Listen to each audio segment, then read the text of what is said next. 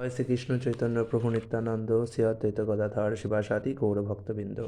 শ্লোকটি আমি এই কারণে উচ্চারণ করলাম, কারণ আমি ভগবানের যে অপ্রাকৃত লীলা, তার যে অন্তিম লীলা, সেটি প্রকাশ করার একদমই যোগ্য নই। আমি এতই অধঃপতিত যে ভগবান আমাকে কৃপা করেছেন বলেই আমি এটা আজকে আপনাদের সামনে তুলে ধরতে পারছি। এমন নয় যে আমি চেয়েছি আর এটা সম্ভব হয়ে গেছে, না, ভগবান এটা চেয়েছেন এবং তিনি আমাকে সুযোগ দিয়েছেন যাতে আমি এই লীলাটি পাঠ করতে পারি।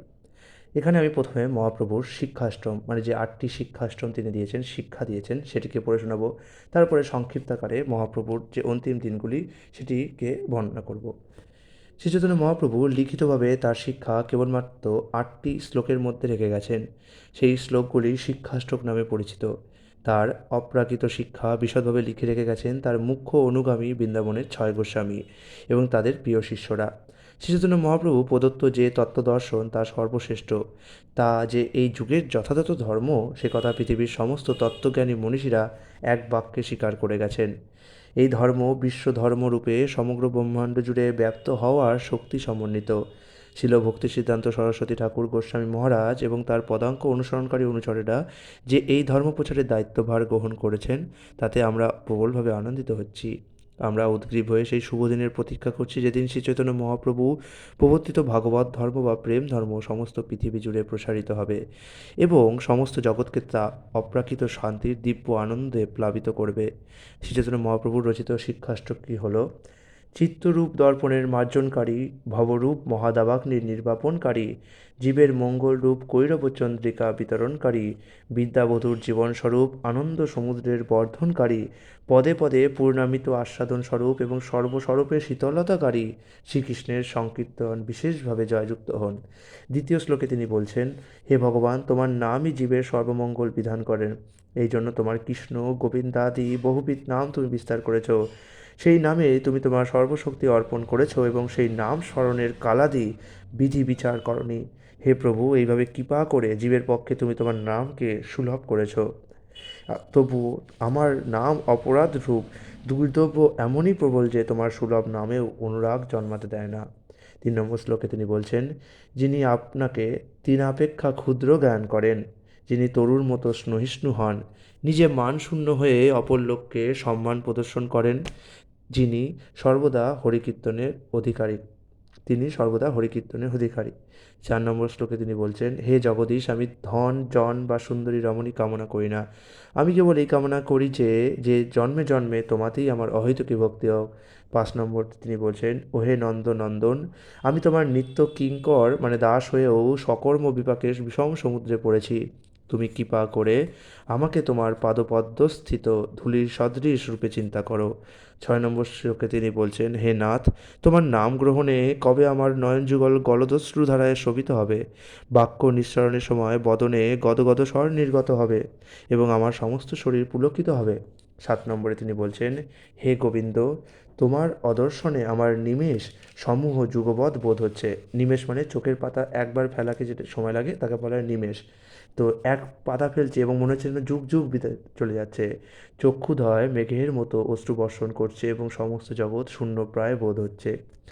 8 নম্বর এবং অন্তিম শ্লোকে তিনি বলছেন: এই পাদরক্ষা দাসীকে কৃষ্ণ আলিঙ্গন পূর্বক পেষণ করুন অথবা অদর্শনের দ্বারা মর্মাহতই করুন, তিনি আমার সঙ্গে যেরকম আচরণই করুন না কেন, তিনি সর্বদাই আমার প্রাণনাথ।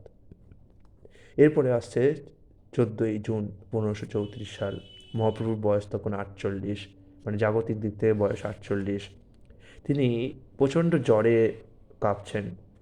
এই জ্বর তার এমন নয় ব্যাকটেরিয়া বা ভাইরাস ঘটিত, যেটা আজকালকার দিনের মানুষের হয়। এটি হচ্ছে কৃষ্ণ ভাব, কৃষ্ণ বিরহে যে বিরহ যাতনা, প্রবল যে শোক চলে এসেছে মহাপ্রভুর মধ্যে, সেইভাবে তিনি প্রবল জ্বরে আক্রান্ত। এবং এই জ্বরে নিয়েই তিনি কীর্তন করতে করতে মহাপ্রভু পুরীর মন্দিরে ঢুকলেন। তার প্রায় কয়েক ঘন্টা পরে যে পার্ষদরা আছে তারা এসে জানালো যে মহাপ্রভু মন্দিরে ভগবানের যে বিগ্রহ আছে তার সাথে লীন হয়ে গিয়েছেন। বর্তমান দিনে অনেক আসরিক ব্যক্তিরা এটা প্রচার করে থাকেন যে মহাপ্রভুকে এই পুরীর পাণ্ডারাই খুন করেছিল, যা কিনা কোনো প্রমাণিক সত্যতা নেই। তারা যে সমস্ত প্রমাণিক সত্যতার নাম করে বই লিখেছে, সেগুলো আমি পাঠ করে দেখেছি, কিন্তু তারা এমন কোনো প্রমাণ উপস্থাপন করতে পারেনি যে এটা সরাসরিভাবে বলছে। তাদের সমস্ত প্রমাণই হাইপোথিসিসের অন্তর্গত, অর্থাৎ হয়তো, মনে হয়, এটা হতে পারে, এইভাবে হয়েছে, অনুমান করা যায়, এই রকম শ্রেণীর অন্তর্গত। তারা কোনো কংক্রিট প্রমাণ এখনও পর্যন্ত উপস্থাপন করতে পারেনি। তারা যদি এটা সত্যিই জেনে থাকে যে মহাপ্রভুকে খুন করা হয়েছে, তাহলে তার যে সমাধি সেটি তারা আবিষ্কার সেখানে যে সমাধির যে তার সাথে নিশ্চয়ই তার কঙ্কাল থাকা যাবে। তো ব্যক্তিগতভাবে আমি বিশ্বাস করি না যে মহাপ্রভুকে খুন করা হতে পারে, এবং তিনি যেহেতু শ্রীকৃষ্ণ চৈতন্য অবতার ছিলেন, তাই অসুর বিমোহ লীলা করার জন্যেই তিনি এমন কিছু কার্য করেছিলেন যা কিনা পরবর্তীকালে অসুরদের প্রভাবিত করবে। তাছাড়া যদি পরবর্তীকালে এটা প্রমাণিত হয়ে যায় যে মহাপ্রভুকে খুন করা হয়েছিল, তাতেও আমি আশ্চর্যবোধ হব না, কারণ তিনি ভগবান এবং ভগবানের পক্ষে সমস্ত লীলা করাই সম্ভব। যদি আমরা বলি ভগবান তার সব লীলা করতে পারেন, কিন্তু নিজের মৃত্যু লীলা বা খুন হওয়া লীলা এটা করতে পারেন না, তাহলে আমরা একদিক থেকে বলছি ভগবান সর্বশক্তিমান, কিন্তু একটা জিনিস তিনি পাচ্ছেন না, তাহলে তিনি আর সর্বশক্তিমান কীভাবে হলেন? তাই কখনো কখনো ভগবান নিজের মৃত্যু লীলাও প্রকাশ করতে পারেন। এটা ভগবানের মহান বদান্য অবতারের একটা লীলা বলতে পারেন। যেমন শ্রীকৃষ্ণ তার একটা মৃত্যু লীলা প্রকাশ করেছেন, যদিও ভগবানের মৃত্যু হয় না, আর যারা অসুর তাদেরকে বিমোহন করার জন্য এটি করা হয়, তবুও যারা প্রকৃত ভক্ত তারা কিন্তু জানেন প্রকৃত তত্ত্ব কী। তো এই হচ্ছে শ্রী চৈতন্য মহাপ্রভু তার জীবনী শিক্ষা। আমি জানি এই জীবনী শিক্ষায় অনেক পর্বই বাদ গেছে, এটা একটা সংক্ষিপ্ত বেসিক টাইপের, এর মধ্যে অনেক কিছুই উল্লেখ করা হয়নি, যেমন সচিমাতা, বিশ্বম্ভরের প্রয়াণ, প্রয়াগ, তারপরে লীলা নিত্যানন্দ প্রভু কীভাবে মহাপুরুষের সাথে সাক্ষাৎ হলেন, এবং অনেক ছোটো ছোটো ডিটেলস, অনেক কিছু বাদ গেছে, এবং আমি শীঘ্রই একটি ডিটেল ভিডিও আনবো মহাপ্রভুর লীলা নিয়ে। হরে কৃষ্ণ।